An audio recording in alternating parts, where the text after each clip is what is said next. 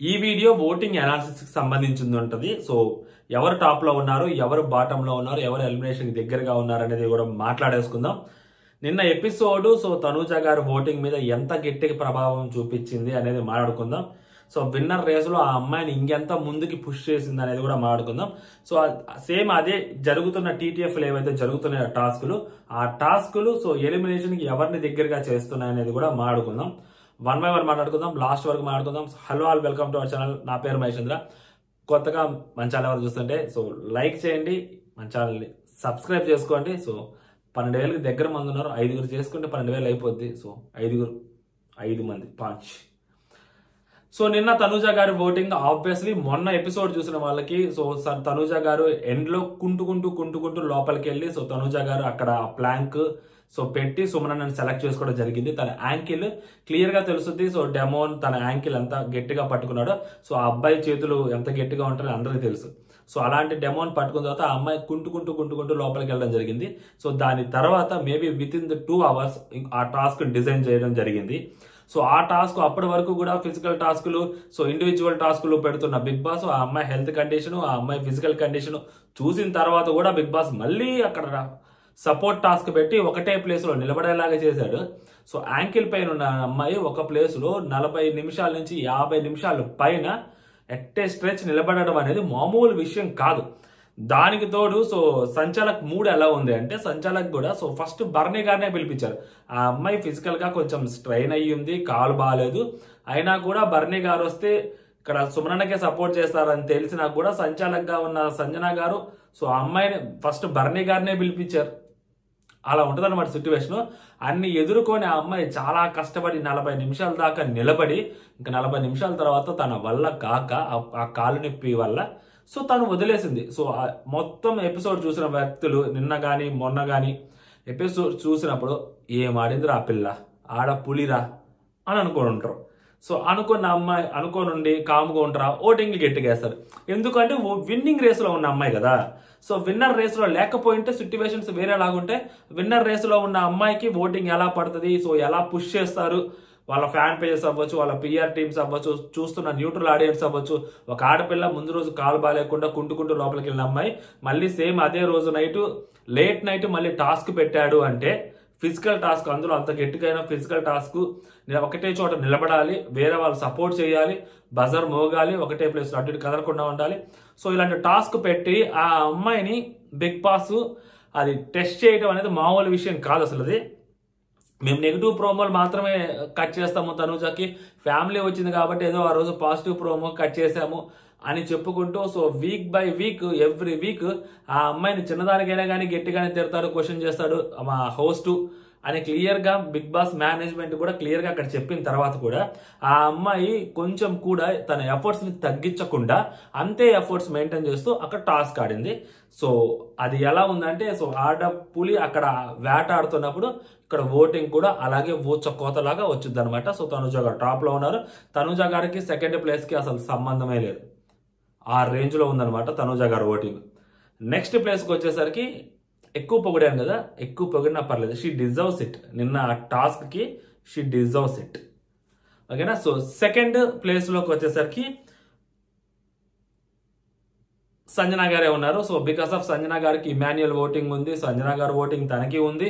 So task తర్వాత సంజన గారు తనూజాని console చేయడం అవ్వచ్చు, కొన్ని సిచ్యువేషన్స్ లో అందరితో మాట్లాడటం అవ్వచ్చు, డెమోన్తో మాట్లాడటం అవ్వచ్చు, కొంచెం పెద్దరికం ప్రదర్శిస్తున్నారు. సో సంజన గారికి సెకండ్ ప్లేస్ లో ఓటింగ్ పడతా ఉంది, ఓకేనా. So Sanjana and Emmanuel voting కూడా సంజన గారికి యాడ్ అవుతూ ఉంటుంది కాబట్టి సో సంజన గారు మొన్న ఆ రోజు బాధపడింది. ఆ బాధపడిందని బయటకు చెప్పుకోవట్లేదు.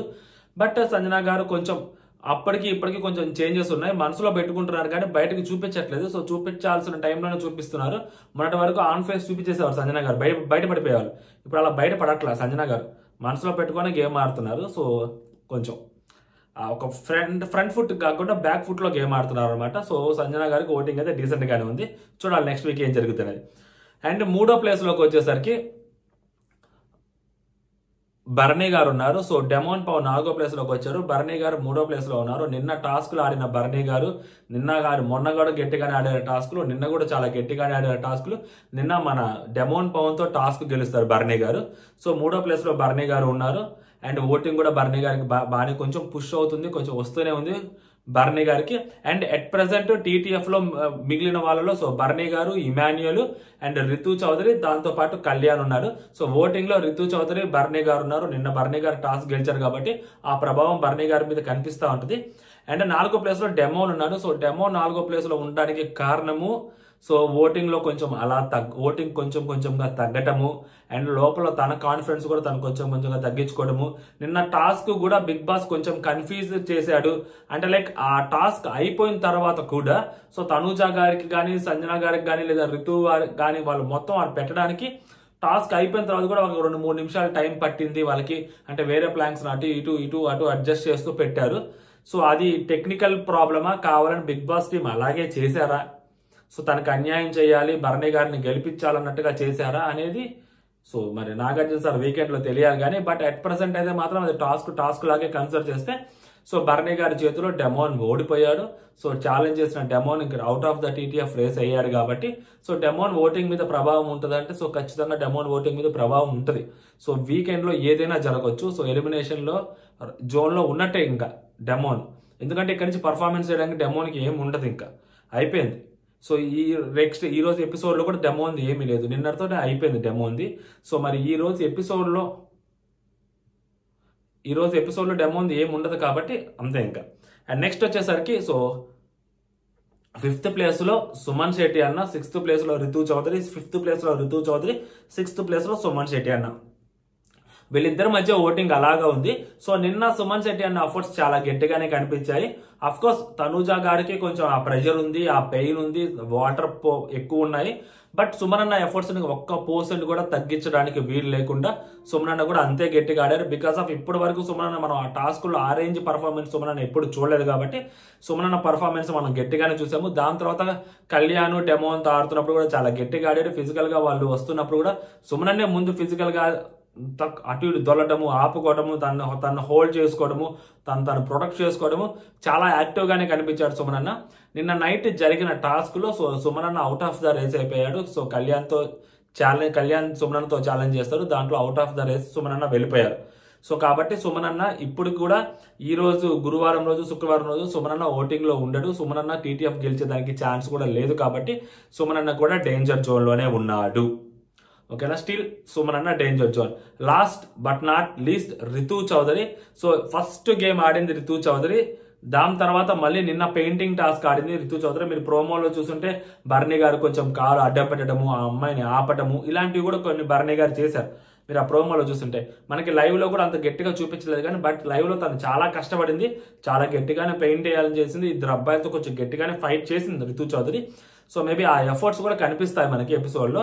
అండ్ రితు చౌదరి కూడా టీటీఎఫ్ గెలవడానికి ఛాన్సెస్ ఉన్నాయి, ఎందుకంటే 4 మిగిలారు. సో 4 మిగిలినప్పుడు 4లో 3 గేమ్ ఆడాలి. ఓకేనా, సో ఈ 4లో 3 గేమ్ ఆడాలి. ఈ 3లో రితు చౌదరి గెలిచిందని టాక్. ఓకేనా, సో దాంట్లో కళ్యాణ్, ఇమాన్యుయల్ అండ్ నెక్స్ట్ రితు చౌదరి 3 ఆడితే సో ఈ 3లో రితు చౌదరి టాస్క్ గెలిచింది. సో ఇప్పుడు రితు ఆ 3లో ఎవరినైనా ఛాలెంజ్ చేయొచ్చు. సో తన చుట్టుపక్కల 3 ఉన్నారు కాబట్టి ఆ 3లో ఎవరినైనా ఛాలెంజ్ చేయొచ్చు.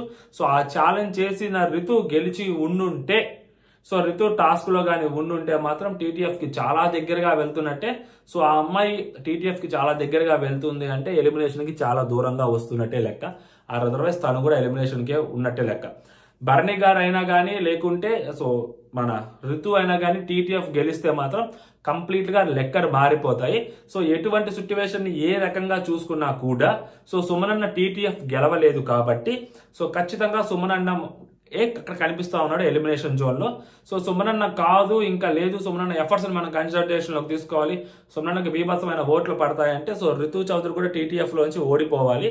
సో 1-1 ఛాలెంజ్ చేసినప్పుడు రితు చౌదరి ఎఫర్ట్స్ పెట్టి టూ మచ్ ఎఫర్ట్స్ పెట్టి గెలిస్తే ఓకే, కానీ లేదా అలా నార్మల్ గా రితు చౌదరి ఓడిపోతే మాత్రం సో రితు చౌదరి ఎలిమినేషన్ ని ఫేస్ చేయాల్సి వస్తుంది, ఖచ్చితంగా ఫేస్ చేయాల్సి వస్తుంది. ఆ ఎలిమినేషన్ జోన్ లోకి వెళ్ళి రావాల్సి వస్తుంది.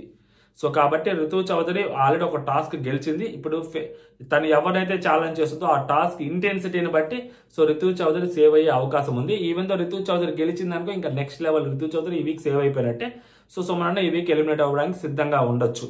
ఎందుకంటే next week 14th week nominations ఉంటాయి. సో సుమనన్న చేసిన ఈ నామినేషన్స్ చూసిన తర్వాత కూడా మళ్ళీ 14th వీక్ ఇంటెన్స్ నామినేషన్స్ జరుగుతాయి. లాస్ట్ మనసు విప్పి మాట్లాడుకోవాలి నామినేషన్స్ లో. లాస్ట్ సీజన్ కూడా అలాగే చేశారు.